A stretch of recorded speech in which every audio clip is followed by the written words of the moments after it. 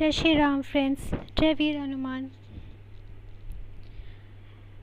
मैंने एक टॉपिक पे रिसर्च करी थी, तो उसके बारे में आप लोगों के साथ शेयर करना है। और ये जो कन्फ्यूजन है ये मेरे को और बहुत लोगों को रहता भी है। तो सारे स्क्रिप्चर्स में और कॉमन सेंस से भी, नॉट कॉमन सेंस, इसके लिए तो स्पेशल सेंस की ज़रूरत पड़ती है मुझे लगता है समझने के लिए कि गॉड हमसे क्या चाहते हैं। क्या गॉड चाहते हैं कि हम अच्छे ही बनते रहें? If we do all the right things and हमें सारा ज्ञान हो गया कि हमें क्या करना चाहिए और हम अच्छा करते जा रहे हैं, क्या गॉड हमसे यही चाहते हैं? क्या वो तभी सेटिस्फाइड है, या उनका क्या होता है जो बुरा से बुरा करते जाते हैं? उनका क्या होता है? गॉड हमसे चाहते क्या है? क्या करने से उनको सेटिस्फैक्शन मिलती है? इसका आंसर है, जहाँ तक मैंने समझा है, गॉड को तब अच्छा लगता है जब हम उनको चुनते हैं। बस that's it. When we choose him, अच्छे और बुरे, ये इसे समझना इतना इजी नहीं रहेगा। इसको समझने के लिए ना ऐसा चाहिए, ये समझना है हमें कि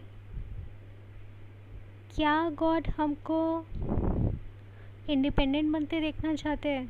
क्या वो चाहते हैं कि हम इंडिपेंडेंट हो जाएं, सारे रूल्स सीख जाएं, अपनी ज़िंदगी आराम से मस्त मौला होके जिएं और सारे काम भी अच्छे करें, जो दुख आए उसे झेल जाएं और हम बिल्कुल इंडिपेंडेंट हो जाएं?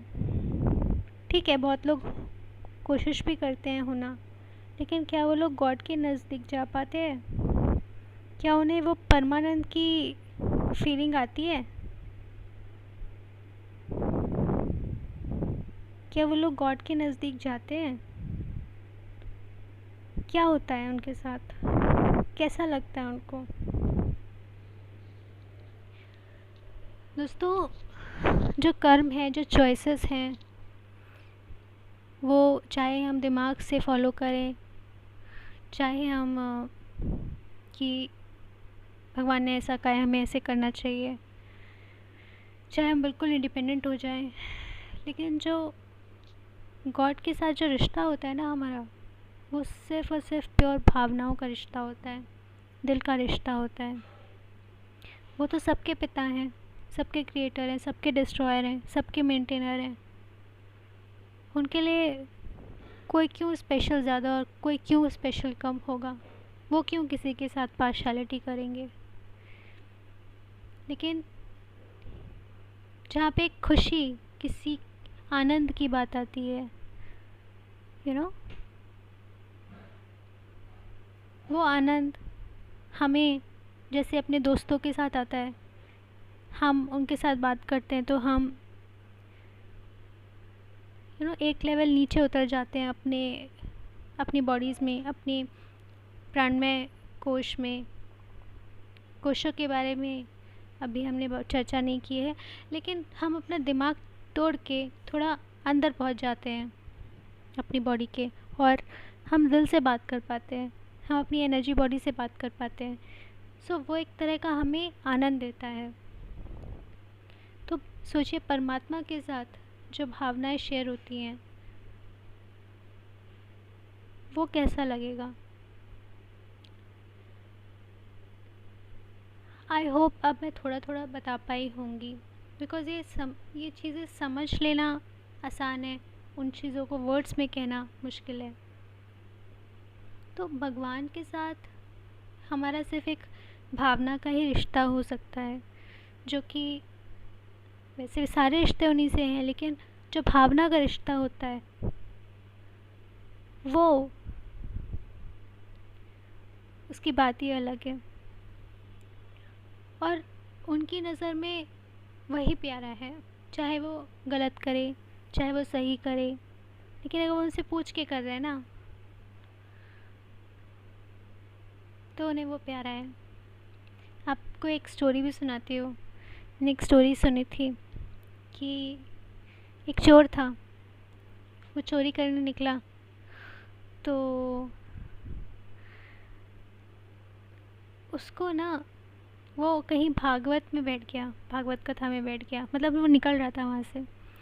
तो जो वहाँ पे संत जी थे, वो प्रवचन दे रहे थे भागवत कथा के बारे में, सब बता रहे थे। वो बहुत अच्छा वर्णन कर रहे थे कि जो कृष्ण कन्हैया लाल हैं, जो वृंदावन में रहते हैं, वृंदावन के लाल हैं, वो उनके जो आभूषण हैं, उनकी छटा देखते ही बनती है, वो इतने सुंदर हैं। पूरा बखान कर रहे थे वो, बखान नहीं, पूरा वर्णन कर रहे थे वो उनके सौंदर्य का, उनके आभूषणों का।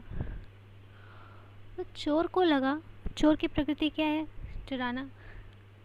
तो चोर को लगा कि वाह, ये कृष्ण जी मिल जाए, तो इनके आभूषण अगर मुझे मिल जाए तो मैं तो माला माल हो जाऊंगा। क्योंकि ये जो जैसे जैसे आभूषण बता रहे हैं, ऐसे आभूषण के बारे में बात कर रहे हैं कि सातों कॉन्टिनेंट्स में ऐसे आभूषण नहीं होंगे, ऐसे आभूषणों की बात कर रहे हैं। तो अगर ये मुझे मिल जाए तो मतलब मेरा तो मतलब बेड़ा पार हो जाए। तो वो निकल गया और वेट करने लगा कि जैसे ही महात्मा जी निकलेंगे यहाँ से। महात्मा जी ने सारा दान चंदा वंदा सब उठा के पोटली बांध ली, और वो अपना निकले कि आज का काम हो गया मेरा। वो निकले, सामने चोर ने पकड़ लिया। जल्दी जल्दी बताओ ये कृष्णा जी कहाँ मिलेंगे, नहीं तो अभी यहीं पे तुम्हारा काम कर दूंगा। तो वो डर गए बहुत, तभी उन्हें भगवान याद नहीं आए। अच्छा, अपनी बुद्धि चलाई उन्होंने। अच्छा रुको रुको, यहाँ पे बहुत अंधेरा है, पोथी खोल के देख के बताते हैं कहाँ है उनका घर। अच्छा ठीक है, थोड़ा आगे गए उजाले में, और ऐसी ऐसी करके उन्होंने एक्टिंग करी कि देखो वो ना वृंदावन में रहते हैं, और तुम जाना, यहाँ ऐसे जाना वैसे जाना, रास्ते में जितने मंदिर हैं वहाँ दर्शन करते जाना। पूरा पाठ पढ़ा दिया। वो चला।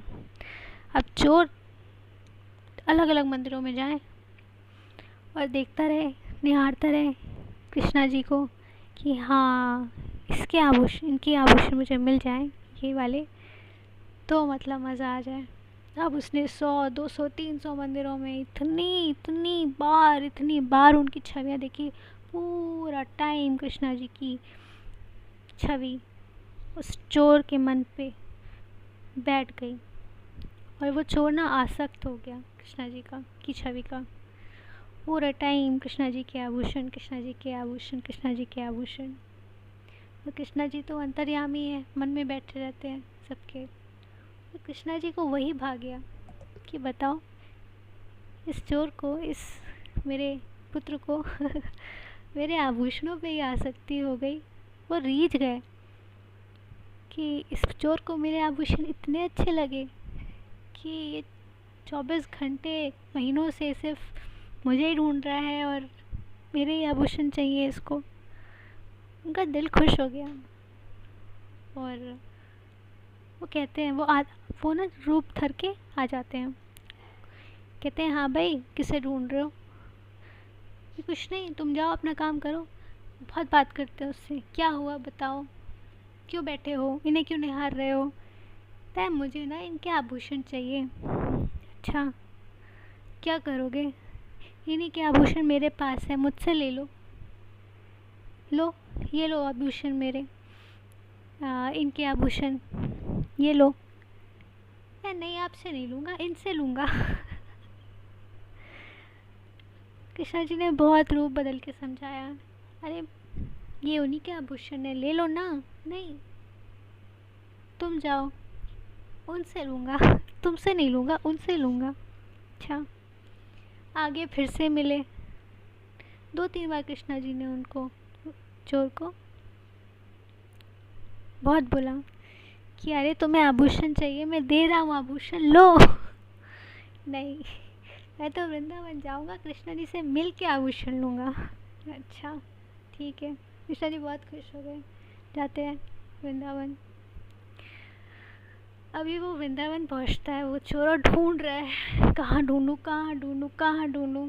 एकदम से चोर की आंखों के सामने जो है ना, वो जो रियल वाला वृंदावन है वो उभर आता है। कृष्णा जी स्वयं आते हैं, अपने रूप में आते हैं और कहते हैं हाँ भाई, क्या हुआ, क्या चाहिए, आभूषण चाहिए मेरे, ये लो। चोर तो उनकी छवि देखते ही उसकी तो हालत ख़राब हो गई, वो तो पैरों में गिर पड़ा, चरणों में गिर पड़ा कृष्णा जी के। कहते नहीं, अब आभूषण नहीं चाहिए, तो अब क्या चाहिए, अब तो मैं आपको चुराऊँगा। अच्छा, मुझे चुराओगे, हाँ अब तो मैं आपको चुराऊँगा।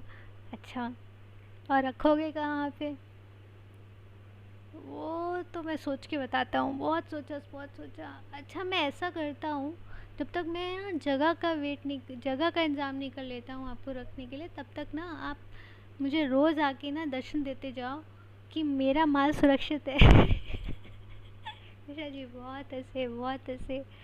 कहते अच्छा ठीक है, तो जब तक तुम जगह का इंतज़ाम नहीं कर लेते हो, तब तक मैं रोज़ तुम्हें आके दिखाऊंगा कि अच्छा ये भी। उसके बाद वो कहता है कि मैंने ना उनसे वादा किया है, उन पंडित जी से जिन्होंने मुझे आपका पता दिया, कि जब मुझे कुछ चोरी का सामान मिलेगा, जो आपके आभूषण मिलेंगे, तो मैं उनको भी कुछ दूंगा। तो आप मुझे उनके लिए कुछ एक आध कुछ दे दो, जिससे मैं उन्हें दे दूँ। तो वो कहते हैं ठीक है। तो एक कंगन जो है कृष्णा जी से वो लेके चलता है वापस। वो वापस जाता है उन संत जी के पास जो कथा भागवत कथा सुनाते थे। कहते हैं कि मुझे तो कृष्णा जी मिल गए। कि कैसे मिल गए, उनको यकीन ही नहीं आया। कहते हैं हाँ देखो, उन्होंने मुझे आभूषण दिया आपको देने के लिए। और तब जाके उनको भी रियलाइज़ होता है कि मैं तो कथा में और जीवनी में लगा रहा।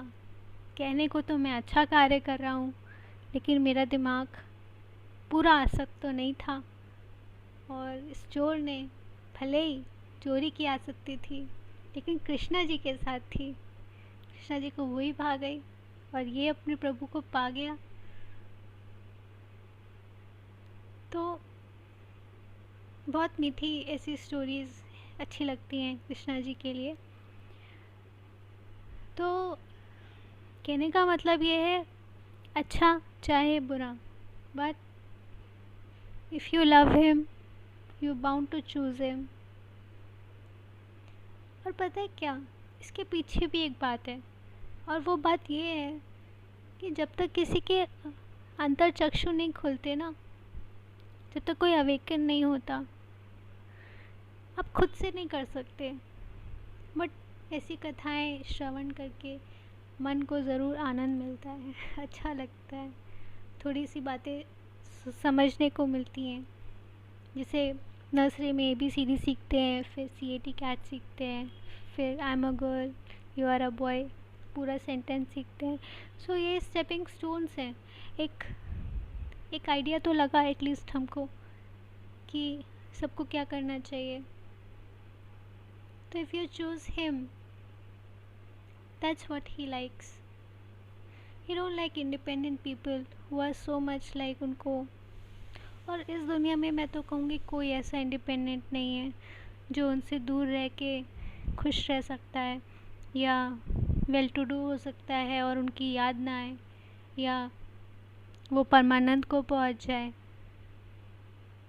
जब तक उनसे प्रेम नहीं होगा ना, तब तक वो बात नहीं है। और प्रेम भी मुझे लगता है वो डिज़र्विंग वाले को देते हैं अपनी ही कृपा से। जब तक वो याद नहीं करते ना अपने किसी पुत्र को, या अपने किसी प्रेमी को, तब तक उनसे प्रेम भी नहीं होता। तो हम लोग तो बस गुड कैंडिडेट्स बनने की कोशिश कर सकते हैं, और फिर उनकी कृपा तो अनायास होती है without any reason. So who knows कि वो आपसे भी मिल जाए। जय श्री राम, जय श्री कृष्ण।